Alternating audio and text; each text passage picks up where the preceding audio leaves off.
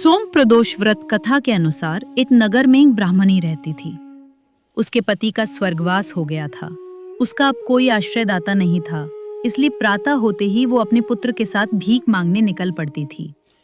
भिक्षाटन से ही वो स्वयं व पुत्र का पेट पालती थी। एक दिन ब्राह्मणी घर लौट रही थी तो उसे एक लड़का घायल अवस्था में कराहता हुआ मिला। ब्राह्मणी दयावश उसे अपने घर ले आई। वो लड़का विदर्भ का राजकुमार था। शत्रु सैनिकों ने उसके राज्य पर आक्रमण कर उसके पिता को बंदी बना लिया था और राज्य पर नियंत्रण कर लिया था, इसलिए इधर उधर भटक रहा था। राजकुमार ब्राह्मण पुत्र के साथ ब्राह्मणी के घर रहने लगा। तभी एक दिन अंशुमती नामक एक गंधर्व कन्या ने राजकुमार को देखा तो वो उस पर मोहित हो गई। अगले दिन अंशुमती अपने माता पिता को राजकुमार से मिलाने लाई। उन्हें भी राजकुमार भा गया। कुछ दिनों बाद अंशुमती के माता पिता को शंकर भगवान ने स्वप्न में आदेश दिया कि राजकुमार और अंशुमती का विवाह कर दिया जाए। उन्होंने वैसा ही किया।